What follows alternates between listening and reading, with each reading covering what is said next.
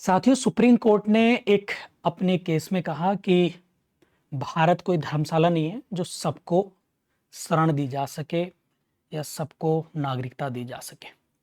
और इसी जजमेंट पे आज हम लोग जो हैं चर्चा करने वाले हैं। 19 मई का ये जजमेंट है, इसको हम लोग पढ़ेंगे और इसमें देखेंगे कि सुप्रीम कोर्ट ने क्या कहा है।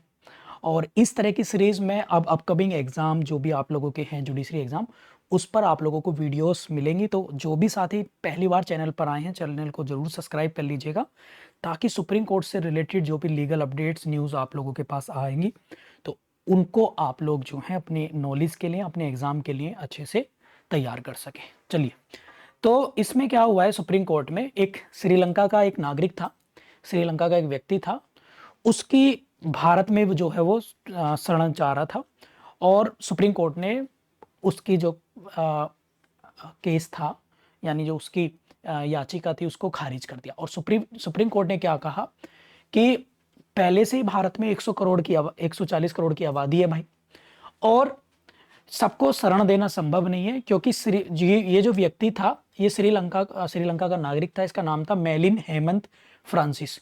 2018 में वीजा एक्सटेंशन न मिलने पर इसे ब्लैकलिस्ट कर दिया था और फिर 2022 में से गोवा से हिरासत करके बाद में से जमानत पर रिहा हुआ। नागरिक ने दलील दी कि श्रीलंका में रहना असुरक्षित है और भारत में वह अपना घर मानते हैं भारत को। तो इस पे सुप्रीम कोर्ट ने कहा कि भारत में रहने की कोई संवैधानिक गारंटी विदेशी नागरिकों को तो नहीं है।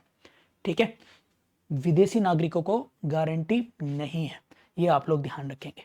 यानी विदेशी नागरिकों का यहाँ पे राइट नहीं है भारत में रहने का भाई। एज ए टूरिस्ट आइए, एज ए बिजनेसमैन, बिजनेस के तौर पे आइए, but this is the not the fundamental rights.